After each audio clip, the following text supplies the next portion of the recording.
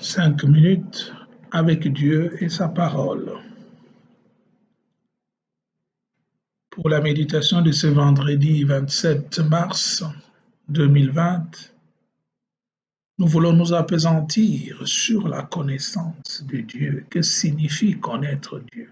Est-ce que nous connaissons réellement Dieu? Suivons cette péricope de Saint Jean où Jésus s'interroge à ce sujet. Vous me connaissez et vous savez d'où je suis.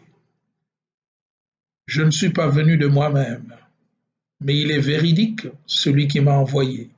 Lui que vous ne connaissez pas, moi je le connais, parce que je viens d'auprès de lui et celui qui m'a envoyé.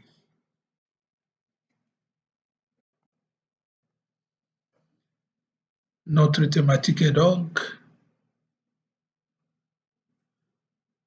vous ne le connaissez pas, mais moi je le connais. Bien-aimés dans le Seigneur, shalom.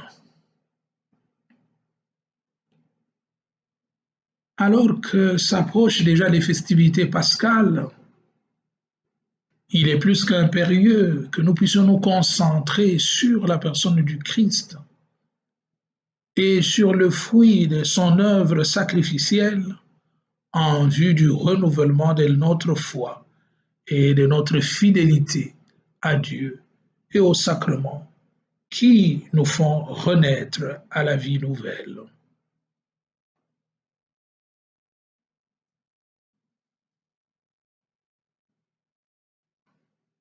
Cultivons donc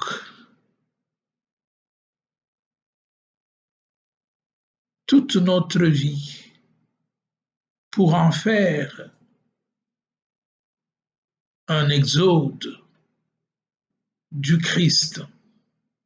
Alors, un monde nouveau naîtra. Dans l'Évangile, Jésus entre ouvertement en conflit avec le monde qui prétend le connaître et qui prétend connaître son Père. Jésus, au fait, se demande si le monde sait ce qu'implique la connaissance de Dieu et la connaissance de Jésus.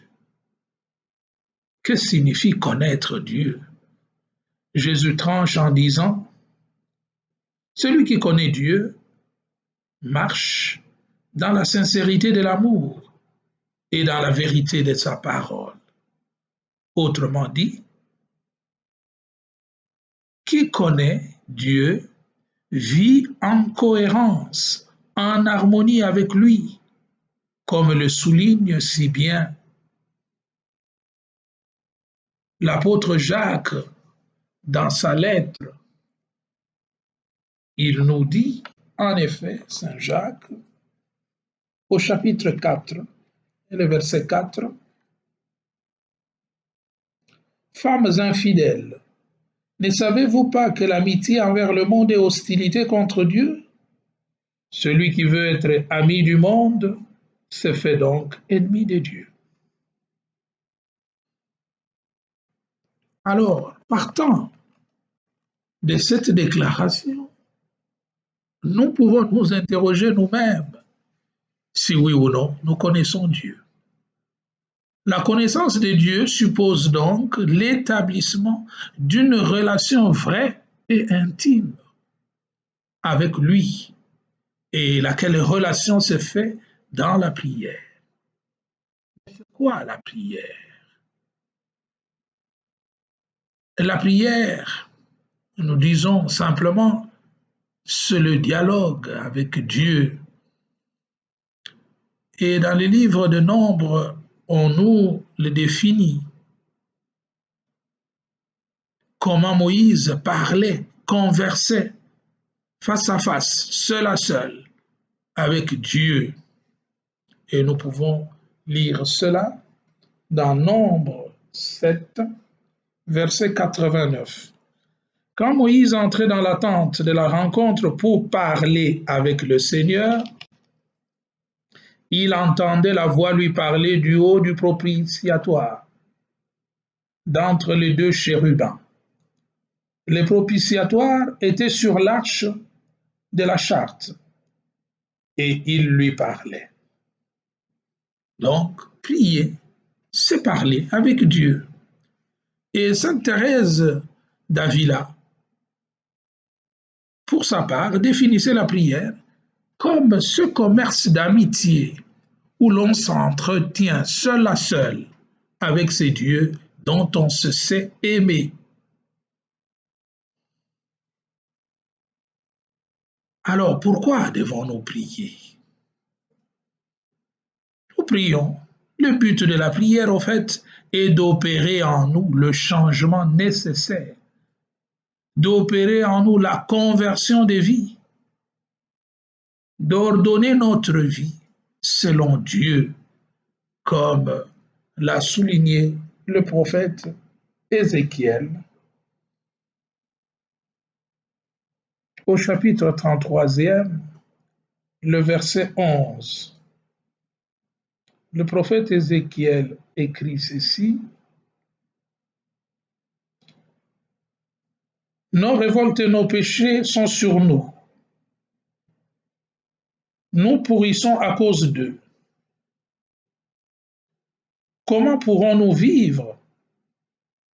Dis-leur par ma vie, oracle du Seigneur Dieu. Est-ce que je prends plaisir à la mort du méchant? Bien plutôt à ce que le méchant change de conduite et qu'il vive. Revenez, revenez de votre méchante conduite. Pourquoi faudrait-il que vous mouriez, maison d'Israël? Voilà. La prière doit opérer en l'homme ce changement radical qu'il établit dans une relation filiale, une relation d'amour avec Dieu.